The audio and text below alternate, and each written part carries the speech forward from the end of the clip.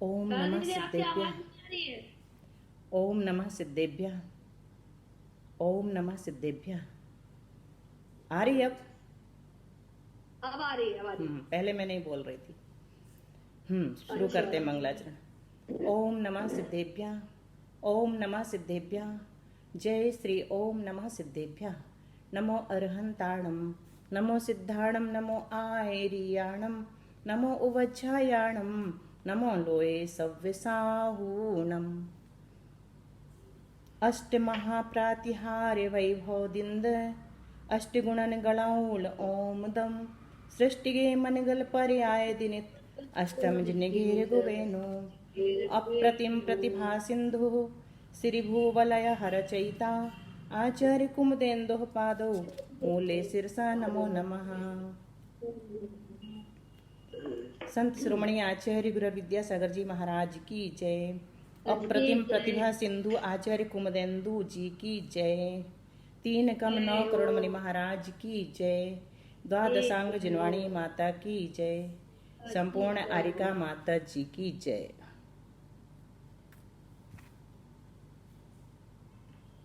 नीलम तुमको बना देते हैं पोस्ट,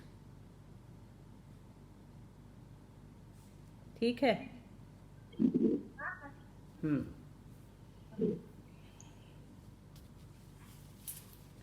चलिए, हमने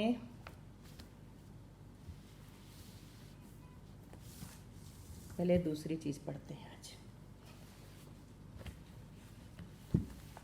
एक चक्र पढ़ा था जिसका रिजल्ट 106 पेज पर है। उसको खोल लें।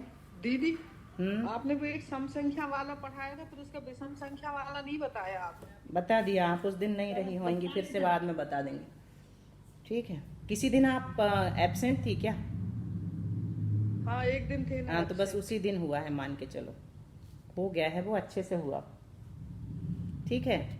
चलिए, अभी 106 पेज निकालिए, सरल है, वो बाद में बता देंगे आपको।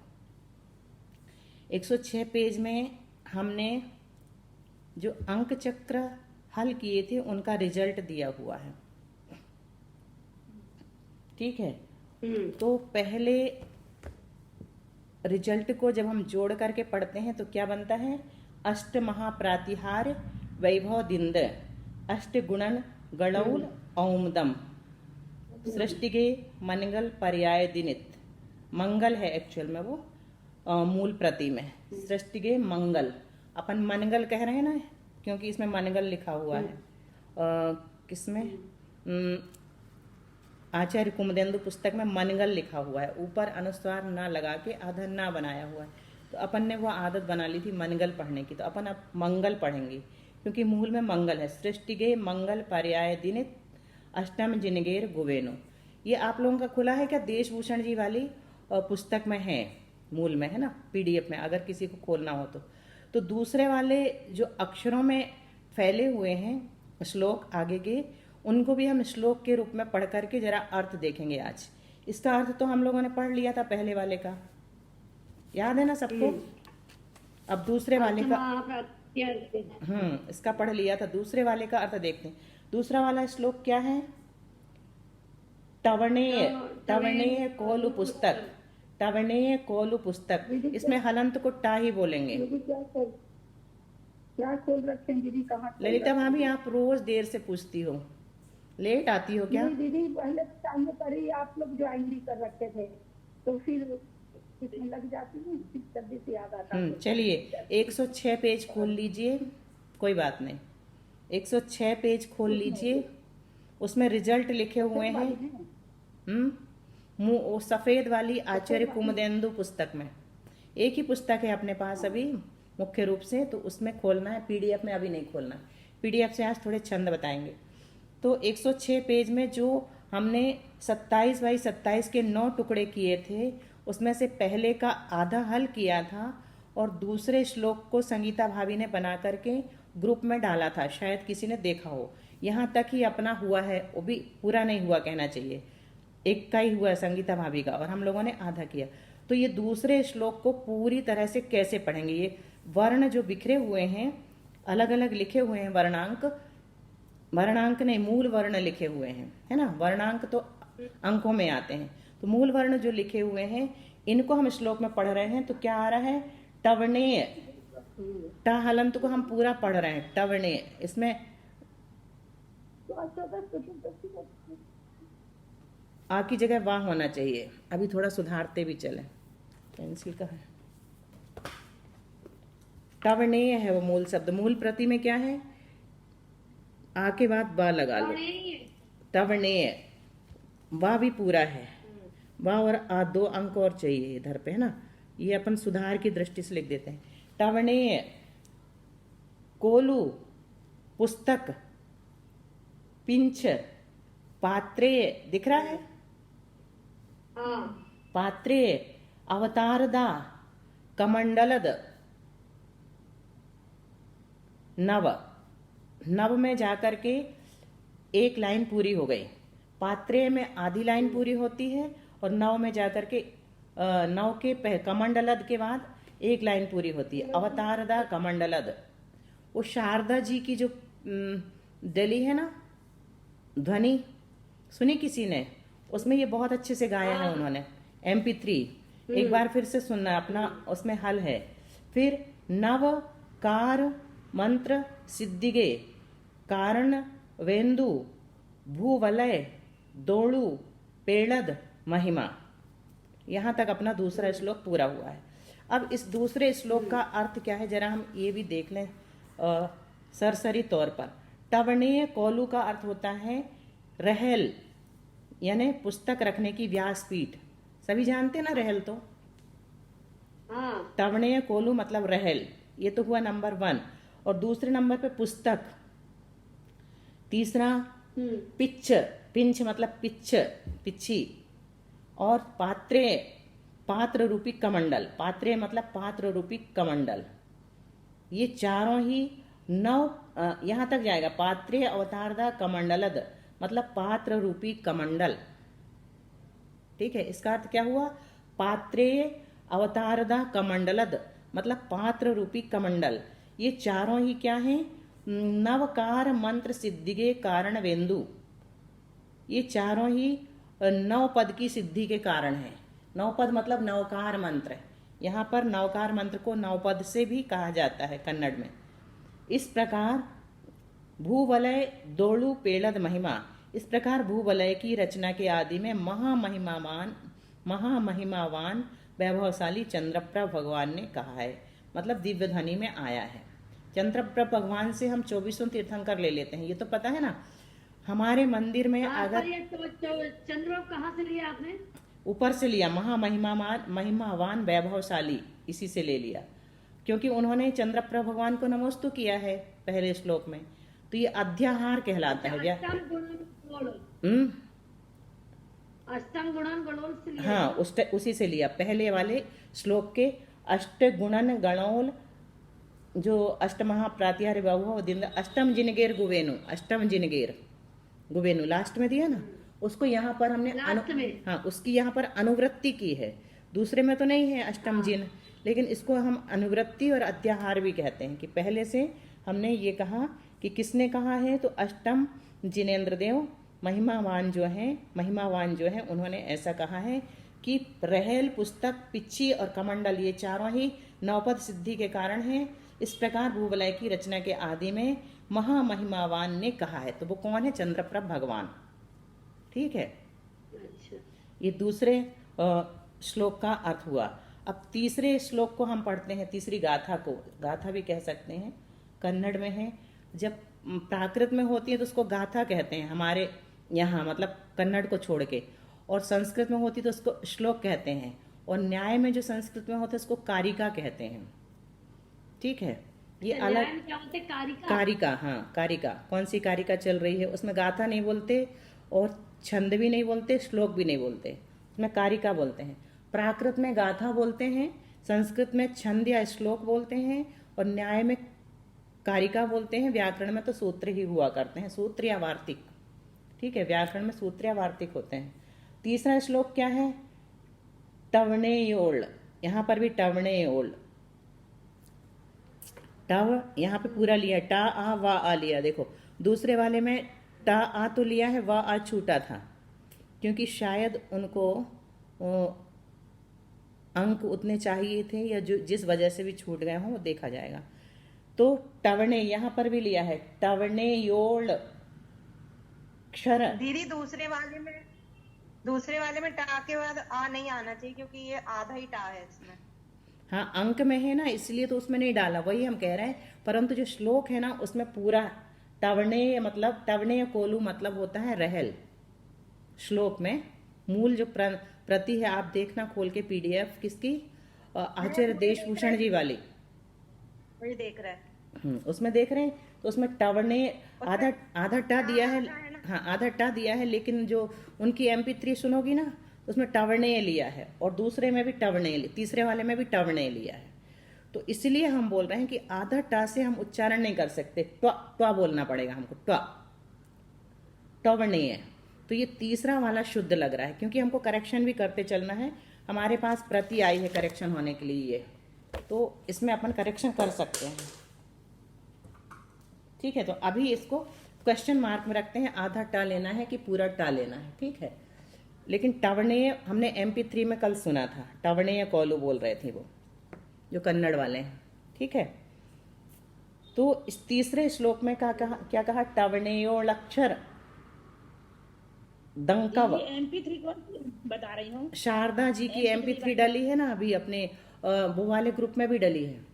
म्यूजिक सही नहीं, सिर्फ म्यूजिक है, उन्होंने गाया है भूवलय को बहुत अच्छे से। अभी अनीता दीदी ने उसमें फिर से डाला है अपने वाले ग्रुप में, अनिल भैया वाले ग्रुप में, उसको खोल के सुनना। तो ये शुरू के पूरे श्लोक उन्होंने बहुत अच्छे से गाए हैं, बहुत सारे। तो कल हमने सुना था, पहली बार, इतने दिन से टाइम नहीं मिला या भूल गए थे। तो टवणेयोलक्षर दंकव स्थापिसी निकल रहा है इसमें से, तीसरे नंबर के श्लोक में दिख रहा है ना। फिर दव यव वदे महाव्रतवु, फिर अव व्रतवु में मिलकर के पूरा हो गया।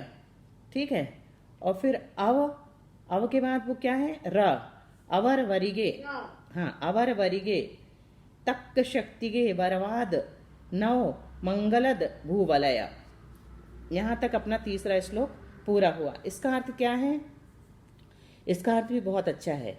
इसी व्यास पीठ में, मतलब इसी रहल में, देखो रहल की महिमा बताई यहाँ पर, बहुत ज्यादा महत्वपूर्ण है रहल। हाँ विनोद, कुछ भी कर लो, क्या कह रहे हैं? इसमें कौन सी लीक लगा? अभी बाद में बताएंगे, क्लास चल रही है, अभी थैली से लो।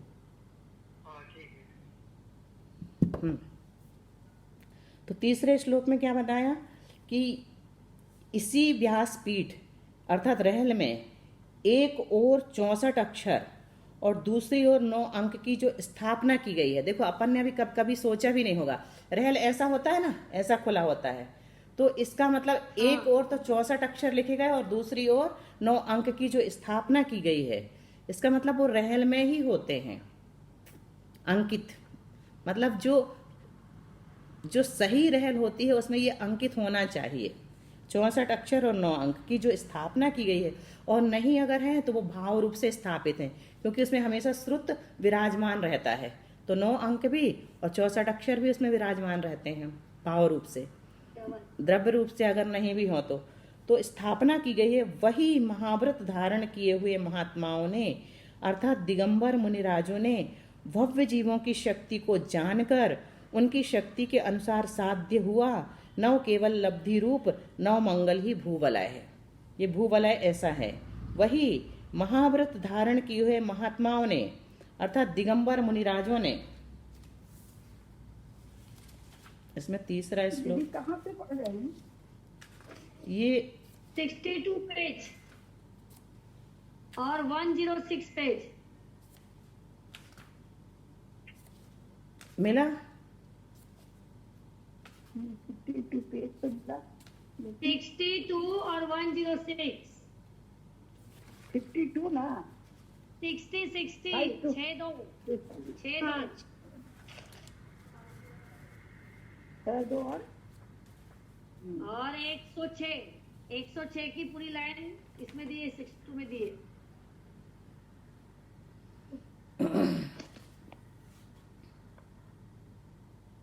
देखो ऐसा ही लिखा है, हम इसको चेक कर रहे थे मूल में कि इसी व्यासपीठ अर्थात रहल में एक और 64 अक्षर और दूसरी ओर 9 अंक की जो स्थापना की गई है, वही महाव्रत धारण किए हुए महात्माओं ने अर्थात दिगंबर मुनिराजों ने भव्य जीवों की शक्ति को जानकर उनकी शक्ति के अनुसार साध्य हुआ। क्या साध्य हुआ? मतलब ये जो है श्री भूवलय जी हमारे लिए सिद्ध हो गया तो साध्य बन गया, हम भी इसको पढ़ सकते हैं, मतलब रच दिया गया। तो लब्धि रूप नव मंगल ही भूवलय है। इस तरह से आचार्य देशभूषण जी ने इसका अर्थ किया है। आचार्य देशभूषण जी भी साउथ के थे क्या, किसी को पता है? हाँ, इसीलिए उनकी हिंदी भी थोड़ी अच्छा, इसीलिए उनकी हिंदी भी साउथ जैसे है ना थोड़ी सी। देखो ऐसा लिखा है, वही महाव्रत धारण किए हुए महात्माओं ने अर्थात दिगंबर मुनिराजों ने, यहाँ तक तो ठीक है। भव्य जीवों की शक्ति को जानकर, ये भी ठीक है।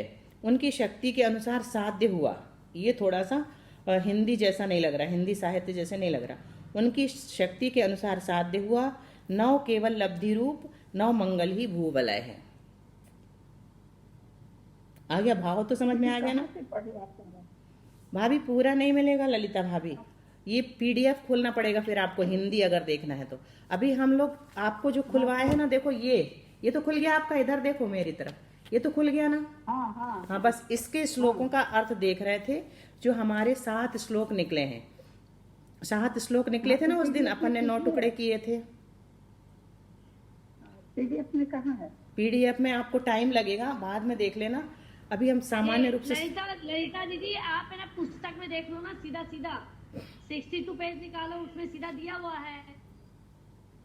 नहीं है 62 पेज में, अरे भगवान आत्मा, बारीक अक्षर में लिखा हुआ है ना,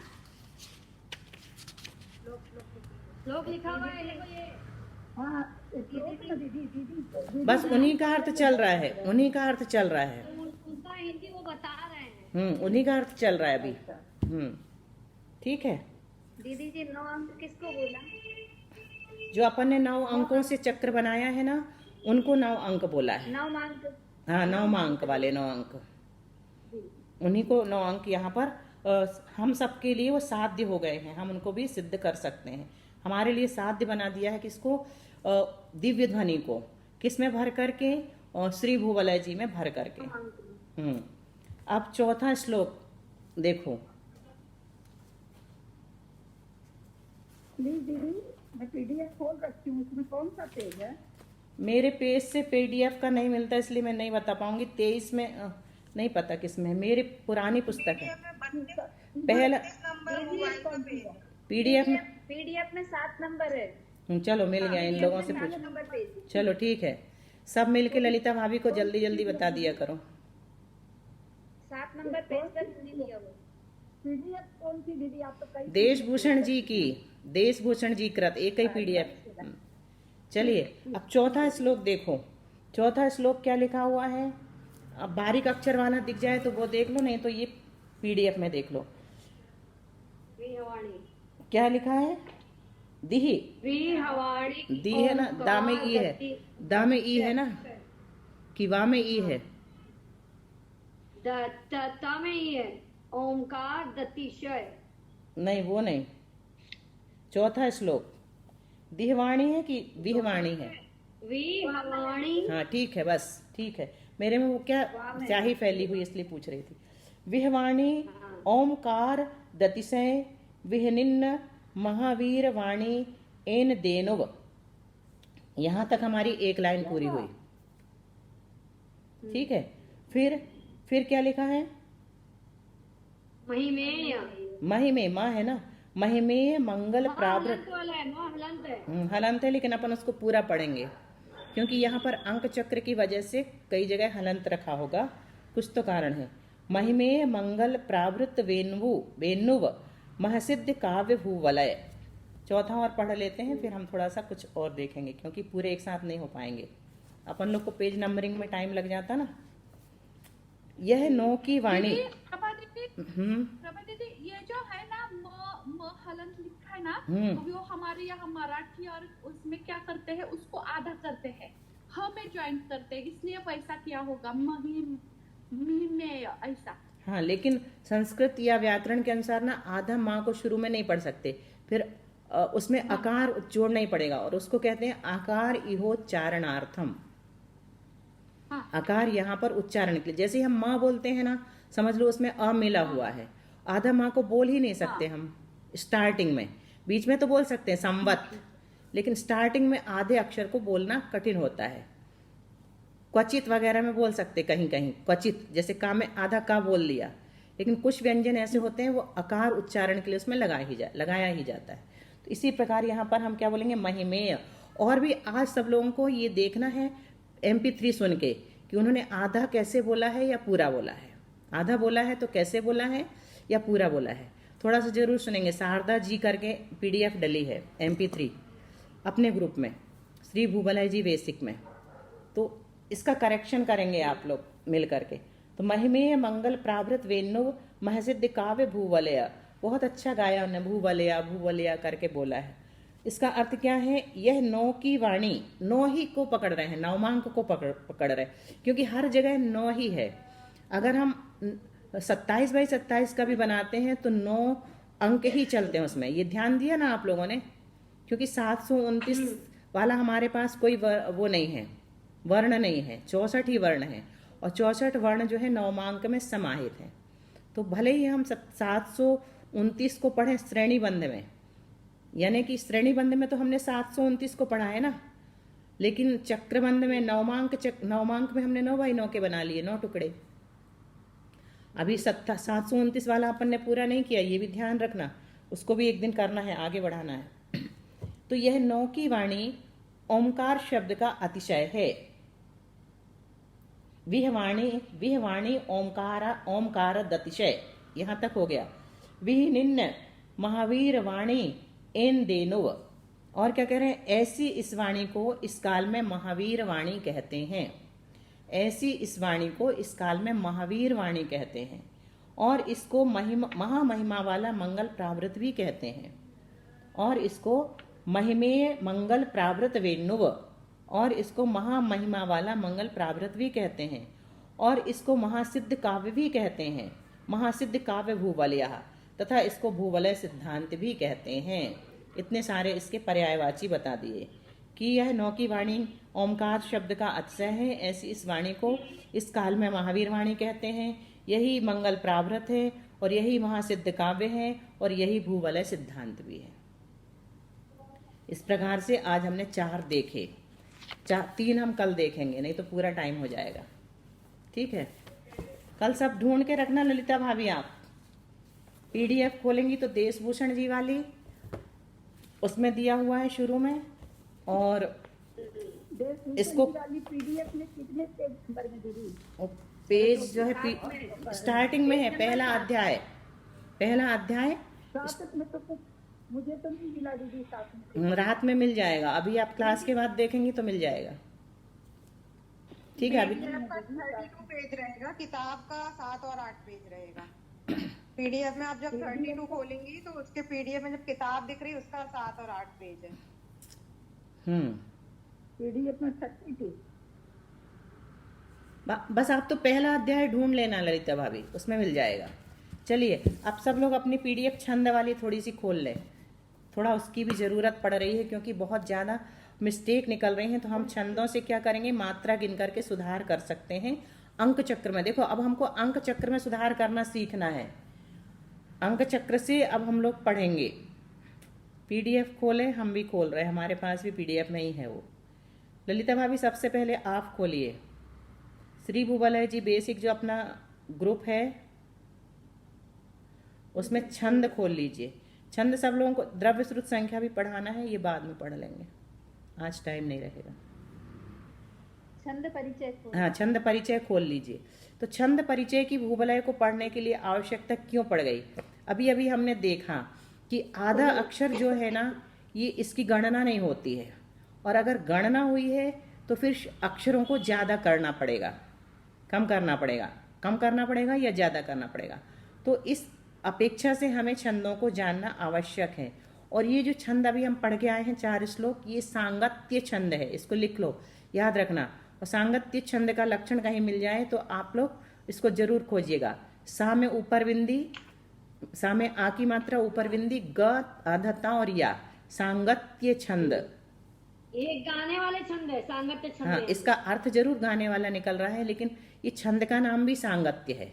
छंद तो सभी गाने वाले होते हैं, जितने भी छंद होते हैं गाए ही जाते हैं, परंतु उसका नाम ही रख दिया। हाँ, वो पर्टिकुलर उसका नाम ही रख दिया सांगत्य, एक छंद का नाम। तो उसकी परिभाषा लक्षण मिल नहीं रहा है आसानी से, तो किसी को मिले तो खोजेंगे। अब देखिए छंद परिचय में हम सब चलते हैं। प्रयुक्त अक्षरों की संख्या, मतलब जितने भी अक्षर प्रयुक्त किए जाते हैं उनकी संख्या एवं क्रम, मात्रा, गणना तथा यति गति से संबद्ध विशिष्ट नियमों से नियोजित पद्य रचना छंद कहलाती है। इसमें क्या क्या महत्वपूर्ण है? अक्षरों की संख्या और क्रम, किसके बाद कौन सा अक्षर रखा जाए, छोटा बड़ा, मात्रा, गणना तथा मात्रा भी देखी जाती है, गणना देखी जाती, मात्रा गणना एक ही शब्द है, मात्राओं की गणना, और यति अलग है और गति अलग है। इनसे संबद्ध विशिष्ट नियमों से नियोजित, अभी बताएंगे यति क्या है और गति क्या है, अभी इसको परिभाषा में डाला है। से संबद्ध विशिष्ट नियमों से नियोजित पद्य रचना छंद कहलाती है। ठीक है, अब आगे क्या कह रहे हैं? छंदस शब्द छद धातु से बना है।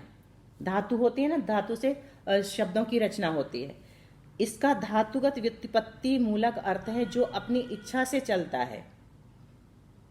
धातुगत, धातु का अर्थ जो होता है, जैसे भू धातु होने अर्थ में आती है, तो इसी मूल से स्वच्छंद जैसे शब्द आए हैं, इसी मूल से मतलब छद से। अतः छंद शब्द के मूल में गति का भाव है। यहाँ पर छंद शब्द के मूल में क्या है? गति का भाव है।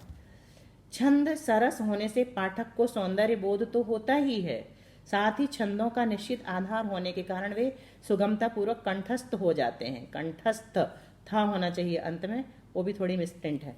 छंद के प्रकार देखते हैं हम। पहला है मात्रिक छंद। जिन छंदों में मात्राओं की संख्या निश्चित होती है उन्हें मात्रिक छंद कहा जाता है, जैसे दोहा, सोरठा, अरिल, पद्धरी, पद्धटिका, चौपाई, पीयूष वर्ष, सुमेरु, राधिका, रोला, दिक्पाल, रूपमाला, गीतिका, सरसी, सार, हरिगीतिका, तोटक, वीर या आल्हा। तोटक भी थोड़ा सा मिसप्रिंट दिख रहा है। फिर आ गया वार्णिक छंद। इन छंदों को सभी को तो नहीं बताएंगे, लेकिन जो प्रचलित हैं वही बताए जाएंगे यहाँ पर। दूसरा है वार्णिक छंद। वर्णों की गणना पर आधारित छंद वार्णिक कहलाते हैं। यहाँ पर पहले वाले में क्या कहा था? मात्राओं की गणना की जाती है, और वार्णिक छंद में वर्णों की यानी अक्षरों की गणना की जाती है, जैसे प्रमाणिका, स्वागता, भुजंगी, शालिनी, इंद्रवज्रा, दोधक, वंशस्थ, भुजंग प्रयात, प्रयाग नहीं है, प्रयात है, ये गलत है, द्रुत विलंबित, तोटक, यहाँ पर भी तोटक आया है, और वसंत तिलिका, मालिनी, पंचचामर, चंचला, मंदाक्रांता, शिखरणी, शार्दुल विक्रीडित, श्रगधारा, श्रगधारा भी थोड़ा गलत छपा है, सवैया, घनाक्षरी, रूप घनाक्षरी, देव घनाक्षरी, कवित्त, मनहरण, ये एक ही है। इसके दो प्रकार हैं, साधारण एवं दंडक। साधारण वार्णिक किसके दो प्रकार हैं? वार्णिक छंद के दो प्रकार हैं। कौन कौन से? साधारण एवं दंडक। तो साधारण वार्णिक छंद में प्रत्येक चरण में 26 वर्ण तक होते हैं, 26 से ज़्यादा नहीं, जैसे सवैया छंद। और जिस छंद रचना में प्रत्येक चरण में 26 से अधिक वर्ण होते हैं उसे दंडक वार्णिक छंद कहा जाता है, जैसे घनाक्षरी छंद। अब आते हैं वर्णव्रत। सम छंद को व्रत कहते हैं। इसमें चारों चरण समान होते हैं और प्रत्येक चरण में आने वाले लघु गुरु मात्राओं का क्रम निश्चित रहता है, जैसे द्रुत, विलंबित, मालिनी। मुक्तक छंद। भक्ति काल तक मुक्तक छंद का अस्तित्व नहीं था, यह आधुनिक युग की देन है। इसके प्रणेता सूर्यकांत त्रिपाठी निराला माने जाते हैं। मुक्तक छंद नियमबद्ध नहीं होते, केवल स्वच्छंद, गति और भावपूर्ण यति ही मुक्तक छंद की विशेषताएं हैं। उदाहरण दिया, उसने कुछ नहीं जोड़ा, जिंदगी भर अपना सब देता रहा, दे देकर सबको जोड़ता गया। मुनिश्री क्षमा सागर जी का, और ये मुक्तक छंद का उदाहरण है। फिर हम चलते हैं, ये मुखमाटी भी मुक्तक छंद में ना, मुखमाटी हाँ मुखमाटी भी मुक्तक छंद में है। छंद के अंग कितने होते हैं, तो अभी हमने जो परिभाषा में पढ़े थे वो छंद के निम्नलिखित अंग हैं। गति, पद्य के पाठ में जो बहाव होता है उसे गति कहते हैं। जैसे जब गाया जाता है ना तो बहाव, उसे प्रवाह कहते हैं या बहाव कहते हैं, वही गति कहलाती है। और यति किसे कहते हैं, तो पद्य पाठ करते समय गति को तोड़कर जो विश्राम दिया जाता है उसे यति कहते हैं। तो ये बताया जाता है कि 8 वर्णों के बाद या इतनी मात्राओं के बाद यति होती है। तुक, समान उच्चारण वाले शब्दों के प्रयोग को तुक कहा जाता है। पद्य प्रायः तुकांत होते हैं। तुकांत मतलब जिसमें ऊपर और नीचे वाली पंक्ति का तुक मिले उसे तुकांत कहते हैं, और तुक नहीं मिलते तो उसको अतुकांत कहते हैं। मात्रा, वर्ण के उच्चारण में जो समय लगता है उसे मात्रा कहते हैं। मात्रा 2 प्रकार की होती है, लघु और गुरु। ह्रस्व उच्चारण वाले वर्णों की मात्रा लघु होती है तथा दीर्घ उच्चारण वाले वर्णों की मात्रा गुरु होती है। लघु मात्रा का मान 1 होता है और उसे ऐसे पूर्ण विराम चिन्ह से प्रदर्शित किया जाता है। इसी प्रकार गुरु मात्रा का मान 2 होता है और उसे एस यानी खंडाकार, इसे अवग्रह भी कहते हैं। इसे खंडाकार भी कहते हैं, अवग्रह भी कहते हैं, और इंग्लिश में देखा जाए तो एस चिन्ह से प्रदर्शित किया जाता है। गण, मात्राओं और वर्णों की संख्या और क्रम की सुविधा के लिए 3 वर्णों के समूह को एक गण मान लिया जाता है। गणों की संख्या 8 है, यगण, मगण, तगण, रगण, जगण, भगण, नगण और सगण। ये आप लोगों ने पढ़ा होगा, यमाता, राजभान, सलगा। गणों को आसानी से याद करने के लिए एक सूत्र बना लिया गया है, यमाता, राजभान, सलगा। सूत्र के पहले 8 वर्णों में 8 गणों के नाम हैं। पहले जैसे यमाता में से या लिया तो यगण, माँ मगण, ता तगण, राजभान, रगण, जगण, भगण, नगण और सगण। फिर लगा से लगन और गगण नहीं लेना, बल्कि ला मतलब लघु और गा मतलब दीर्घ, गुरु। ऐसे इसके 8 और 2 10 शब्द दिए हैं। अंतिम 2 वर्ण ला और ग गुरु और लघु और गुरु मात्राओं के सूचक है। जिस गण की मात्राओं का स्वरूप जानना हो उसके आगे के 2 अक्षरों को इस सूत्र से ले लें। जैसे मगण का स्वरूप जानने के लिए माँ तथा उसके आगे के 2 अक्षर तारा, तो बन जाएगा मगण। गण का विचार केवल वृत्त में होता है, मात्रिक छंद इस बंधन से मुक्त होते हैं। अब ये देखो, गण यगण लिखा है तो यगण में क्या रहेगा, शुरू का तो लघु रहेगा और बाद में 2 गुरु रहेंगे। जैसे नहाना, नहाना शब्द में न लघु है और हा न गुरु है, प्रभाव इसका शुभ है। मगण, मगण में कैसे निकालेंगे, तो माँ तारा, यमाता है ना, यमाता राजभान सलगा, तो मगण कैसे बनाएंगे, माँ तारा। आ रहा है ना पकड़ में। यगण को क्या लिया, यमाता तक लिया, तो उसमें यमाता में 1 लघु रहा और 2 गुरु हो गए। फिर मगण में आए हम तो मातारा, 3 गुरु। इसका उदाहरण दिया आजादी। फिर तगण को कैसे निकालेंगे, निकालो कोई। ताराज, ताराज, नहीं पहले ऐसा बोलना ताराज, ताराज सही हो गया। अब ताराज में जो आपने बताया 2 गुरु और 1 लघु सही है, तो इसका उदाहरण दे दिया चालाक। फिर रगण को निकालो, राजभा, राजभा, राजभा में क्या हो जाएगा, हाँ गुरु लघु गुरु, उदाहरण दे दिया पालना। हाँ फिर जगण को निकालो, जभान निकल गया, तो जभान का क्या हो जाएगा, हाँ गुरु लघु गुरु, नहीं लघु गुरु लघु, ठीक है। फिर भगण को निकालो, भानस, भानस सही है, भानस पहले बोलना है। फिर भानस में क्या आ गया हमारा, हाँ गुरु लघु लघु। फिर क्या आ गया, नगण, नसल, हाँ नसल सही है, नसल, नसल में 3 ह्रस्व हैं, 3 गुरु, 3 लघु हैं, लघु लघु लघु। फिर अंतिम क्या है, सलगा, सलगा में क्या है, हाँ लघु लघु गुरु। तो मात्रा गणना इस प्रकार से, लघु स्वर हैं और ई उर्री एवं लरी, ये भी मिसप्रिंट है। दीर्घ स्वर हैं आ ई उ ए ऐ ओ औ, ये मात्रा गणना सिखा रहे हैं यहाँ पर। यदि लघु स्वर के बाद, प्रभाव दिखाए हैं दीदी, एक मिनट, इसमें जो प्रभाव बताए हैं शुभ शुभ अशुभ, ये इसका कारण क्या है? इसका कारण ये है कि छंद में मैं वही पूछ रही थी, मैं भी पूछ रही थी। हाँ, बहुत अच्छा। प्रभाव सीधा लिख दिया कि यगण का प्रभाव शुभ माना जाता है, मगण का प्रभाव शुभ माना जाता है, तगण का अशुभ माना जाता है। आपने मतलब कैसे जाना कि ये इसका प्रभाव शुभ है, ये निर्धारित, पहले से निर्धारित है। जहाँ पर अशुभ कथन किया जाएगा ना, अशुभ बात कही जाएगी, थोड़ा शुभ शब्दों के प्रयोग के लिए शुभ प्रभाव होना चाहिए, अशुभ शब्दों के प्रयोग के लिए अशुभ प्रभाव होना चाहिए। ये और आज इसको और डिटेल में पूछ लिया जाएगा क्लास में। अभी तो सिर्फ सामान्य इतना ही। पालना शब्द है, पालना शब्द तो शुभ ही है, खराब का है वो। ये तो उदाहरण है मगण का, इसका पालना शब्द। हमारे यहाँ दीदी ने प्रश्न, अनीता बहन ने निकाली इसका, बोलती हमारा नाम अनीता है ना, तो हमारा शुभ है और साधना का नाम अशुभ है, ऐसा निकाल लिया। अच्छा, गण के अनुसार किस अपेक्षा से निकाली हमें नहीं मालूम। नहीं, ये भी संभव है, किसी अपेक्षा से ये सही लग रहा है, लेकिन आज अपन अपने भैया से पूछेंगे, अनिल भैया से, उनका क्या मंतव्य इस विषय में, फिर अगली क्लास में अपन चर्चा करेंगे। क्योंकि प्रभाव तो उनका, अब जैसे हमारा प्रभा नाम है, तो प्रभा में तो पूरा गण बन ही नहीं रहा है, मीना का भी नहीं बन रहा है। तो देखते हैं, पहले उनसे पूछेंगे फिर अपन अपना जोड़ेंगे, क्योंकि ऐसे में कभी गलत अर्थ भी निकल सकता है। अभी सिर्फ इतना समझो कि यगण का प्रभाव शुभ है, मगण का शुभ है, तगण का नहीं है, अशुभ है। फिर इसको किस अपेक्षा से छंदों में डाला, ये नेट पर भी थोड़ा खोज लेंगे और उनसे भी पूछ लेंगे, आज क्लास है अपनी। तो ये यदि लघु स्वर के बाद कोई अनुस्वार, विसर्ग, संयुक्त व्यंजन होगा तो वह लघु स्वर भी गुरु माना जाता है। यदि लघु स्वर के बाद, जैसे पा के बाद कोई अनुस्वार आ जाए, पंगत, पा के बाद इंगा आ गया, तो विसर्ग आ जाए, पह, संयुक्त व्यंजन हो जाए, पक्त, पक्व, तो वह लघु स्वर भी गुरु माना जाएगा, तो पा को गुरु मान लिया जाएगा। अभी उदाहरण देंगे इसमें नीचे।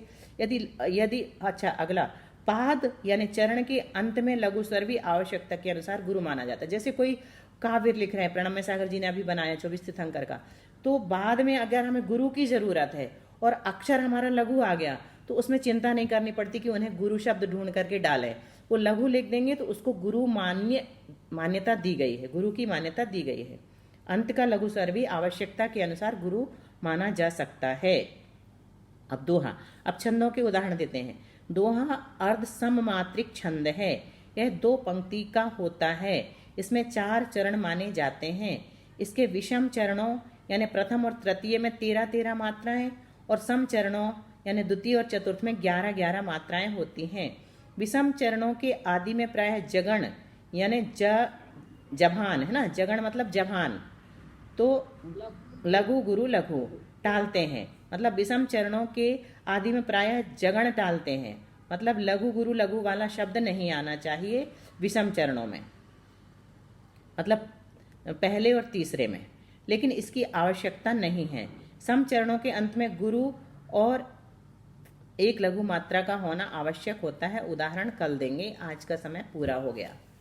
बोधि समाधि परिणाम शुद्धि स्वात्मोपलब्धि शिव सौख्य सिद्धि चिंतामणिं चिंतित वस्तु दाने त्वां वन्द्यमानस्य ममास्तु देवी, त्वां वन्द्यमानस्य ममास्तु देवी।